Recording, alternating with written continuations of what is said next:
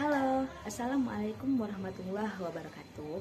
Perkenalkan, nama saya Dini Pusinawanti dengan NIM 2202021018. Di sini saya akan menjelaskan metode SPK, yaitu metode SAU, yang mana saya akan mengangkat satu judul studi kasus yang berjudul Sistem Pendukung Keputusan Menentukan Siswa Berprestasi dengan metode SAU.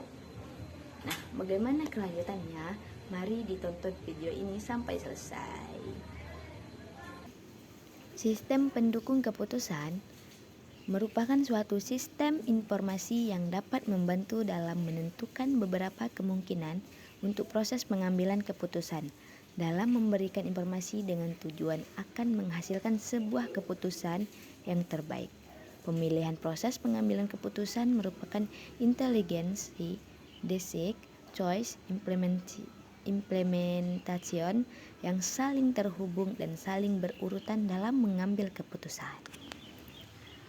Simple Active Weighting SAW yaitu metode yang digunakan dalam sistem pendukung keputusan adalah metode SAW. Merupakan cara mencari penjumlahan terbobot setiap alternatif dari kinerja pada semua atribut yang mana dalam proses normalisasi membutuhkan sebuah matriks keputusan kali yang akan dibandingkan dengan semua tingkatan alternatif yang sudah ditentukan. Baiklah teman-teman, kita lanjut ke Excel. Nah, di dalam Excel ini ada tabel 1, 2, dan seterusnya. Itu adalah tabel yang saya ambil di dalam jurnal keputusan. Buat apa dimasukkan ke dalam Excel? Yaitu kita mencari apakah hasilnya benar yang di jurnal atau berbeda hasilnya sama yang di Excel, atau ada yang salah di jurnal sehingga ada yang beda gitu. Nah, kita lanjut. Di sini di tabel 1 sampai akhir itu saya ambil rumusnya di tabel 9. Rumus yang saya ambil yaitu ada di tabel 9.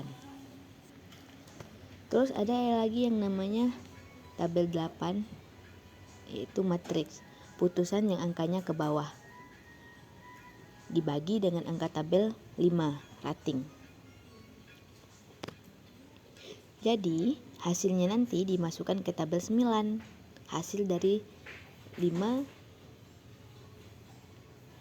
dibagi 8. Tabel 5 dibagi dengan tabel 8. Nah, di sini ada tabel matriks pembagian diambil nilai terbesar. Nah, di tabel 8 itu,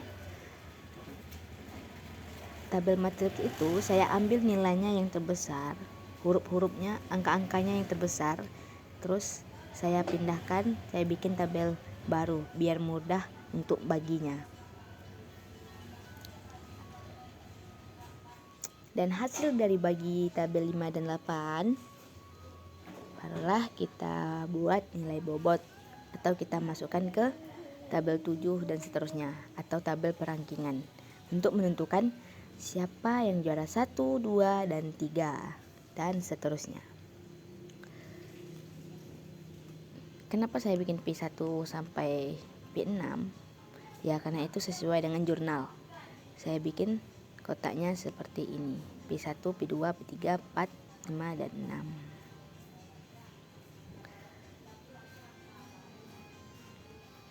6. Nah, bagaimana cara menjumlahkan semuanya keseluruhannya sehingga dapat 0,7 tadi? Yaitu saya menggunakan sum. Cara yang murah.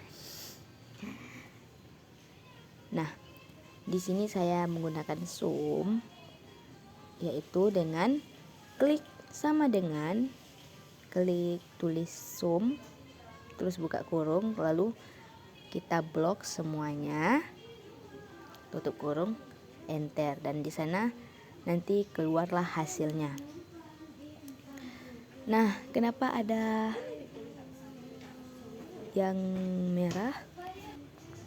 Kenapa di tabel 4 ada yang merah, ataupun misalnya kalian menemukan di video saya ada tabel yang merah-merah, ada tulisan atau angkanya yang merah, itu karena hasilnya berbeda dengan yang saya cari, berbeda hasilnya sama yang jurnal.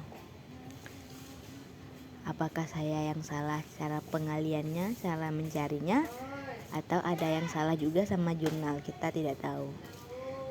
Bagaimana cara mengatasinya? Yaitu dengan cara kita bulatkan, kita cara memperkecil, kemungkinan bisa. Nah, kita lanjutkan ke bagian melakukan perangkingan. Nah, yang sesuai dengan yang saya jelaskan tadi, PA1 sampai PA6 itu caranya itu 0,40 dikali 0,75. Nah, caranya kita kalikan dulu yang ada di dalam kurung, hasilnya barulah kita tambah sesama hasilnya. Hasilnya itu kita pindahkan ataupun kita masukkan ke tabel 9.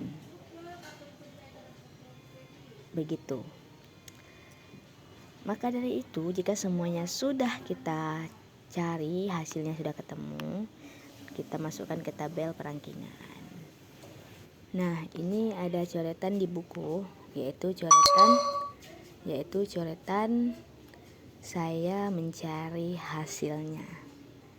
Jadi begitulah kira-kira yang dapat saya sampaikan. Maaf jika penyampaian saya kurang, karena saya masih proses dalam belajar. Sekian, terima kasih. Sampai jumpa.